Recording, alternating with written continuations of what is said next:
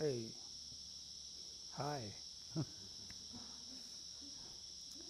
So the Kartik months is a very important time for all of us. Although it says in the scriptures, out of all the months, the Kartik months are most beneficial for spiritual practice. And there are so many external reasons for it, which is described in different Pandikas and the Vedas. But from strict point of view of Krishna consciousness, it's not super beneficial months. It's also a month of great responsibility. Because in that month, we will contain direct service. When we say direct service, it's not really possible to do, but very direct service to holy names of Radharani and Damodar, etc. All the holy name of Krishna can be chanted daily with a great affection, but according to Chaitanya Charitamrita and scriptures, to become devotee of Krishna is better to be Krishna himself. Therefore, Krishna wants to take position of his devotees. So when we think of this, what could be more beautiful than being God? Then second idea is like, the more beautiful to being God, to be a devotee of God. If somebody can give you God, that person is better than God, because God is there and you're here. So he's always been there and you've always been here. So connecting you with divine source is something has to be greater, which we can also say the mercy of the God. So Radharani, her position is she's extremely merciful and extremely faithful to Krishna. So who is better than Krishna is Radharani. So some people in the United States told me, oh, we are the women, we want to be equal to men, we want to have equality to men. And I said, you want to be ugly like me, or you want to have a beard? There's already a bunch of so-called women with beard around. It doesn't make a world a better place. However, here's I give you some higher challenge. Be better than men. And what means to better than men? To more beautiful. I mean, women dress more beautiful than men. Although if I dress like a woman, I will not look beautiful, right? But if women dress beautiful, yeah, we can say, oh, she's a beautiful woman, of course, because she has beautiful jewelry, beautiful dress. If I just put a beautiful dress and beautiful jewelry, I look ugly. So beautiful dress, only meant for beautiful women. Beautiful jewelry, only meant for beautiful men. Therefore, the woman has supreme position. Why? Because she's more beautiful. So when Krishna speaks about Radharani, Krishna, who's service of everything, who's charming all the cupids, he can be charmed by Radharani. If the king in charge of kingdom, then queen, she's in charge of palace. So think of this, Krishna is in charge of all universe and all the fallen beings, but Radharani, she's in charge of Vrindavan. That's why Radharani, Vrindavan, there's so many goddess of Vrindavan, she's in charge of this. She has, Krishna Prema, so there's so many names of Radharani. And all her names are more potent and more sacred. However, she's internal potency. Internal means internally. Like you don't show your intimacy with your beloved one to everybody else, unless you're really cuckoo. You don't disclose some of your intimate pastimes, intimate relationship with your loved one, because it belongs to a private zone, a private place. Also in India, if you would really go to some noble house, there'll be like a women territory. Even in Islam they have that. So why is that women territory? Because it required them more privacy, more the way they want to be. And however, when husband and wife meet, it's also a private zone, private area. So it's not like open area. Same as in this principle. If we understand this principle, we understand Vrindavan, it's a very private place of Krishna, but inside this private place, there are private places where Krishna, with very intimate servitors, such as Radharani. And how private it is that even her senior girlfriends, which is called Sakis, like Lalita Saki, Vishaka Saki, Tungavi, etc., they're not entering there. Why? Because they don't want to disturb. When Radharani does loving service to Krishna, they don't want to disturb that. However, they need to supply what needed, such as betel, the garlands, the food, etc. So they use little girls, the manjaris, because these little girls don't have so-called sexual maturity. They're 12, 13, they're innocent girls. So that means they will not be have a competitive feeling towards Krishna and Radharani, because Krishna is very beautiful. So every woman, when she sees Krishna, she sees like ultimate lover. Therefore, Radharani's friends, they're not thinking, we don't want to be in front of Radha and Krishna to give the wrong vibe to Radharani, because we want to support Radharani, fully support Radharani.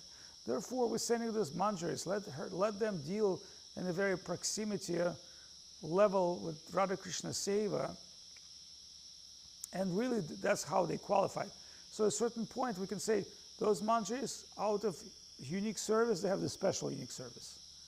That's why Sri Rupa Manjari Pada Se Mora Sampada, that's our song, which is coming from Saraswati Thakur at the moment of his departure,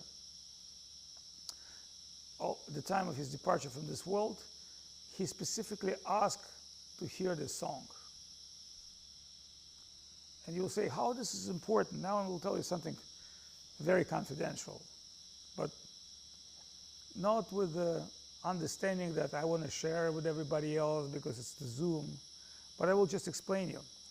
When you do principal bury of a Vaishnava Acharya in Samadhi, you have so many rules. There are sannyas, samadhi mantra, the way of bathing an abhishek and doing a particular offering of the bhog and food. Although, if somebody passed away in physical plane, we don't offer him food, but the acharya, in his departure, you offer him food immediately. And part of the abhishek ceremony. However, these are all more or less formalities, but the true element which need to be fully to complete the samadhi of our line of acharyas is to write on his heart name of Sri Rupa Manjari Pada. That's considered to be the topmost thing that need to be done. Everything else you can do it wrong. This one you can do it right. In the heart of somebody has to be the idea of I'm living for the purpose of satisfaction of Sri Rupa Manjari, who is Sri Rupa Goswami. That is the standard by which we judge somebody's dedication and surrender to that very level. But think of that, how significant this idea is, that you have to live, and this is our hymn. It's not like you don't write this every day. It's just like at the very departure, as a symbol of surrender, that has to be done with an appreciation that this person giving his life for the higher purpose, we also have to give our life to serve that higher purpose and serving the Guru, Vaishnava, etc. That's how important it is. So, you know, when you go to Vrindavan, there'll be different kind of people coming to Vrindavan, and they don't like to chant name Krishna in Vrindavan. They like to chant, hey, Radhe, Radhe, Radhe, like, oh, Sahaja, oh, Radhe, Radhe, Radhe. Like when you're going to shop, somebody passing by and he wants you to move, hey, Radhe, Radhe. Or like, oh, Radhe, Radhe, Radhe, Radhe, Radhe, Radhe, to this shelf, Radhe, Radhe, Radhe, Radhe. You know what I'm saying? So it would appear to be this is very divine, because that's been taken from very high souls. But as you can understand, you know, high souls, they're not, you know, using that Radhe Radhe in this way. Although they see Radharani everywhere in Vrindavan, but when Srila Guru Maharaj would say name of Radharani, he would put hands up. I was like, hey, Radhe, no, no, not you, Radhe, no, no, you, Radhe, no, no. You know, so some Western people came to Vrindavan and they've learned from the wrong sources. And because we're new to the Krishna consciousness, we have no idea who is who, who's real, who's not real. So in our estimated things could be, oh, okay, that's everybody else speak like this in Vrindavan. And it says in scriptures, everything in Vrindavan run by the name of Radharani. So we come also, hey, Radhi, you have this breath? No, Radhi, this breath. And maybe some ignorant person would say, well, he's very advanced. Look at this devotee, he's very advanced. But actually, in our Guru Maharaj, it would consider to be ugly, just like me, old ugly man with beard, who try to put beautiful ladies' dress. I would look more ugly in that. Do you know why? Because the dress would be nicer, then something nicer on me make me less. You know, if I look in sannyas besh, people say, okay, Avadhut Maharaj looks good. But if I come in sari, they say, well, something wrong with Avadhut Maharaj. Sari is okay, but something wrong with Avadhut Maharaj. So there was one yogi which I met in Kumbh Mela, and he's from Himalayas. And he's got some extraordinary features, physical features, big eyes, nose, you know, looking very auspicious. And I said, who is this big Yagya Pandal? And somebody told me that's such and such yogi from Himalayas. I said, that's very good, because I went to see the Yagya Pandals. He said, this Pandal, 500 Brahmanas making Yagya. Just like Shaolin monks, they sit in front of Yagya Kunda, 500 people. Every day they do fire sacrifice for the benefit of all Indian army and all people that died to defend India. And I said, that's a very interesting material which we want to film for our film about Kumbh Mela. So we went there, Gopal and our people spoke with the guy, and he allowed us to film it. And you know, himself, he's sitting by the Yagya Kunda and doing his Swaha, Idam Namaha, and there's 500 Brahmanas from Varanasi and Mahamandaleshwar, 3-4 other Brahmanas, they chant the Vedas. You know, everything very nice, very paka. And then the sadhus come and he gives sadhus prasadam, and to every sadhu he gives tulsi beads, like small tulsi beads, 20-something rounds, and a 100 rupee note. He has like stack of rupees giving like everybody. So all sadhus are like, Ori Baba, I'm very happy. They got the beads, they had 100 rupee notes, they got food. You know, so they come by hundreds or thousands. Because it's a auspicious time to give. So he's like a yogi. 500 Brahmanas under his jurisdiction doing fire sacrifice. And then when he talks to me, he doesn't speak English, he speaks Hindi. But I speak to the translator, and I said, you don't worry, you answer Hindi, and you know, he likes me. I don't know, for some reason, he felt like, oh, this is nice. Because I speak very friendly to him with a joke. And then I understand he's wearing certain chadar, which is female chadar. And I'm thinking, this is strange, because if he'd be like rich Sadhu Baba, why is he wearing the female border? Then later he revealed me why.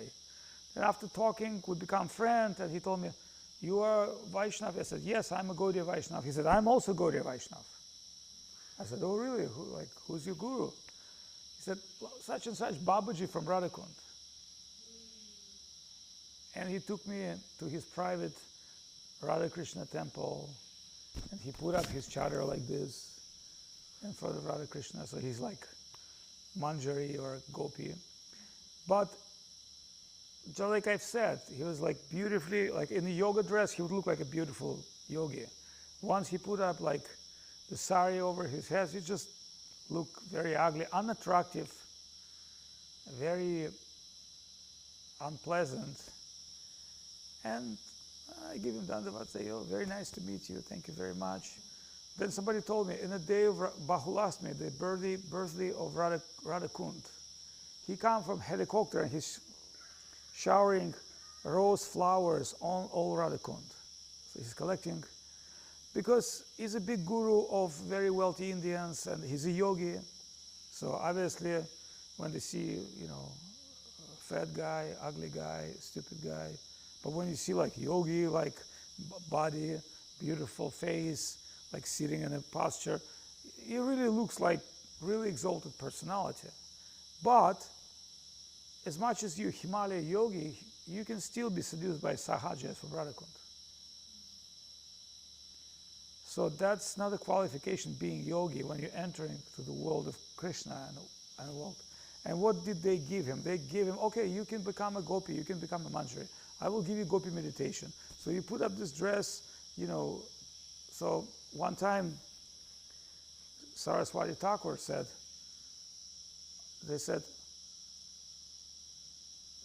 such and such, devotee or Babaji is claiming he has Madhurya Rasa with Krishna. And Saraswati Thakur said, there's any babies? Madhurya Rasa means male-female exchange. There must be some baby, like the result of exchange must be something, right? So, or it's just, it was a joke, but it was obviously understandable that one who is in this world must have spiritual body in order to connect on that level. Therefore, as us as practitioners, remember, Sambandha Abhidheya Prayojana, it's like beginning, middle, of end. So we are in beginning and middle at best. The end, it's a very different level. And then also remember, all these gurus, Rupa Goswami, Sanatan, they all manjaris in spiritual world. But if they would come here and want to show us something like this, they would have put up saris and stuff. They never done this. So none of our guru approved that. None of our gurus had this kind of behavior, although if you really look at their poetry, you can understand they have deep love of Krishna. And Mahaprabhu himself, coming very strict as a sannyasi and doing very strict sadhana and not giving any chance. However, still, that kind of people went that way, and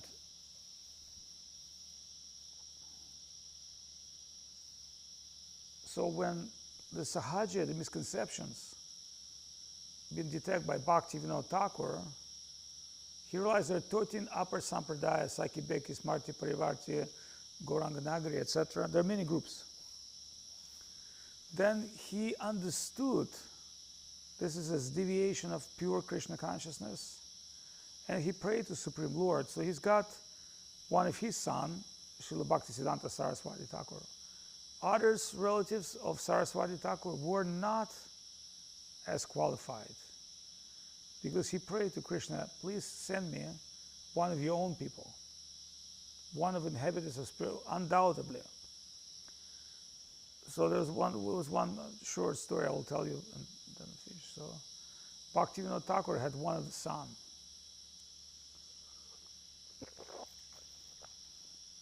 And his 20s and 30s, one of his sons was very happy person. Then suddenly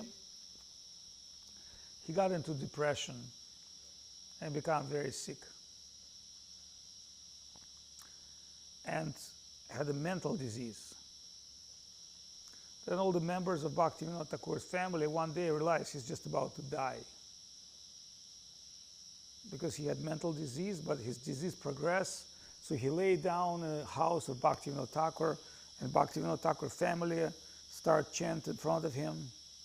And just maybe several minutes before he died, you know what he said? I was great Vaishnava in one of the Acharya Sampradaya.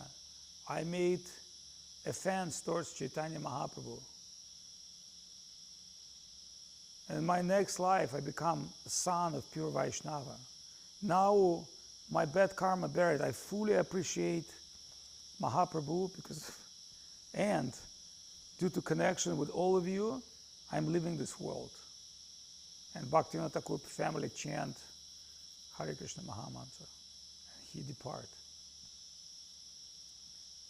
So think of this. If someone will commit an offense, he said, I was a great Vaishnava, but not in Gaudiya Sampradaya. And when Mahaprabhu, I heard of Mahaprabhu, I made some maybe comments or offenses or saying something, why you think he's God, why you think he's Krishna. But in the result of this suffering, it's happened to be birth in Vaishnava family, which is, we can detect one thing, he was a very fortunate soul, number one. Number two, he still had to suffer this aparat offense.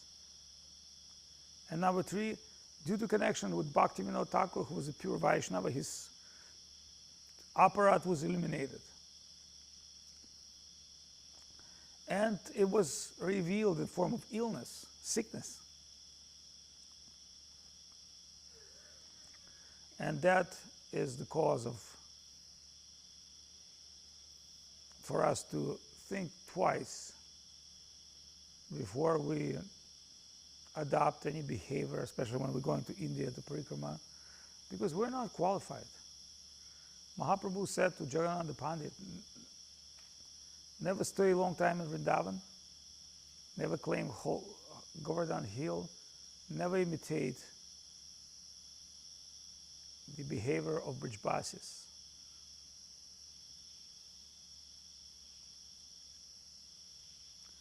So we were going once Govardhan Parikrama with Swami Maharaj, and there's a short passage by Govardhan. And he would refuse go, he would go big road. The reason I want to go there because there is some very interesting places I want to see. But Madhusudan Maharaj thinking, that's very close to edge of Govardhan Hill.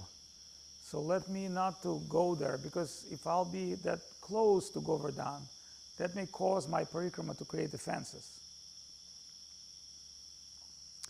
And I would say, this is proper way, but I went closer. Not because I'm not afraid of aparat. I thought, I already made so many apparats, but still, if I get closer to Govardhan, maybe I see certain things which remove my apparat. So, because there's a Govardhan Shila in a certain part of Govardhan, which is called Anukut place, in Jatipur, where Vallabhacharya Samadhi and near original place of Gopal of Govardhan,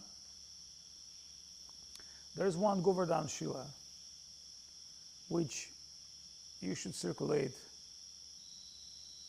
7 times. And there are many, many local pandas there. So sometimes you have to be very careful, very respectable to them, because they'll start asking you money or this or that, or they see you taking something from Govardhan, like they saw one day when he had Govardhan Shila, they always want to beat him. They saw one lady, she had a Govardhan Shila in her neck, and they say, oh, Govardhan, Govardhan. They want to rip it off.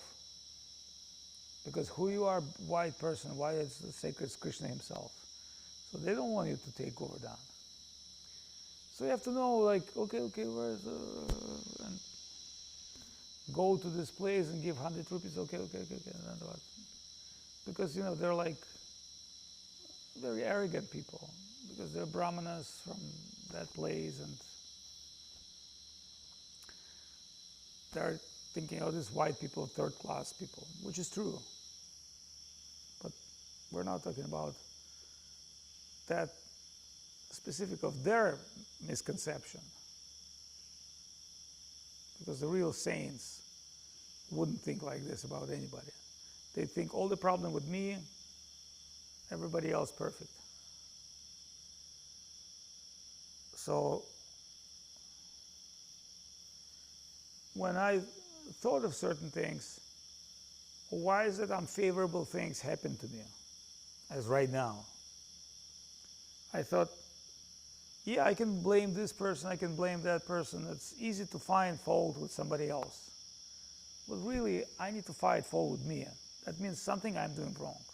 Obviously, I do many things wrong, but I have to try to innerly correct myself.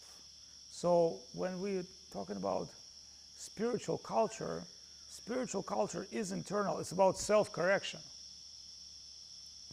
And one of the best way of self-correction is a divine association, sadhu sangha, in which you're trying to glorify and praise Krishna and Vaishnava.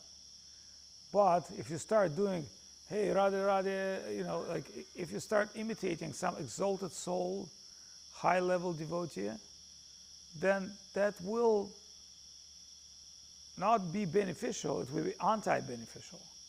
So you need to understand the distance, the way to deal, because you can mislead things.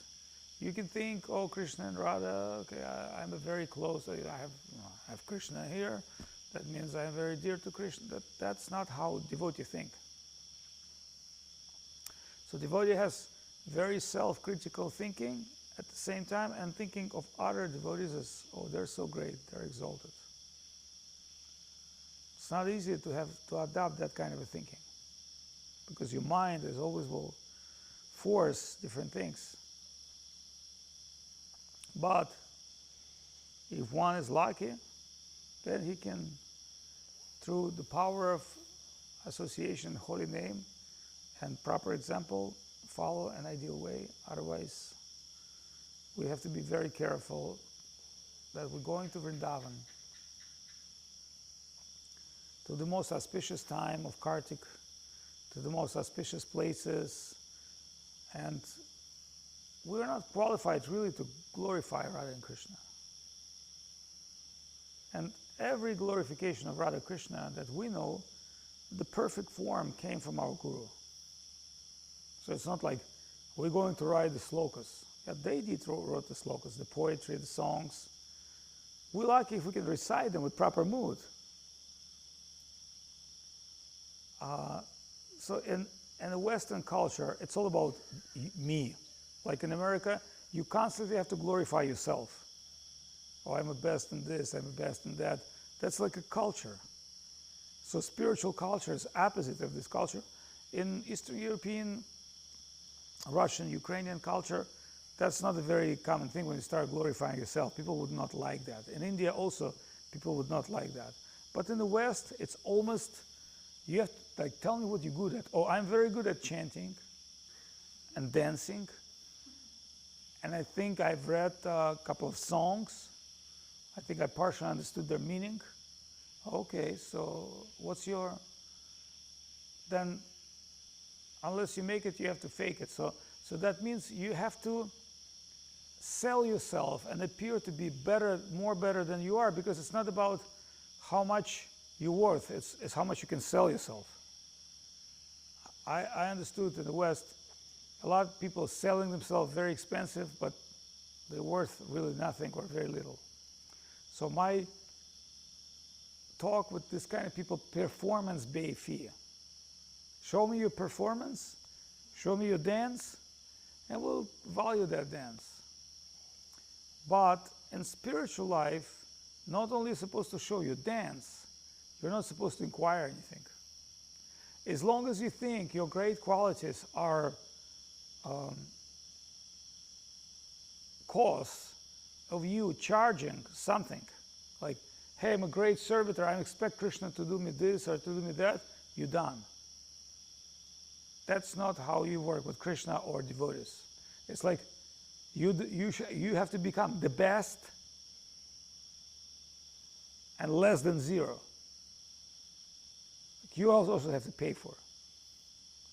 You say, well, in this material world, if you're the best, you just do the best job and you get paid the best. In spiritual, no, you have to be the best and also pay for that. Then Krishna takes you seriously. That means Krishna say, okay, this person, give him all his energy and he's not expecting anything. He's not expecting me entertain him, flatter him, give him some boons. Because if you look at the scriptures, demons always do super tapasya, but what do? They ask things in exchange. Things that are not Krishna conscious. So when gopis of Vrindavan, worship and serve Krishna, what is their expectation? Just a chance worship Krishna. They love Krishna, what is their expectation? Let Krishna continue love to be beautiful wealth of my heart. So Radharani, what is her reward for those manjaris and gopis? Because remember, she's Mahabhav. Not Bhav. Bhav is a feeling. She's Mahabhav, means like Mahavishnu, Maha Mantra. Maha means the ultimate Bhav.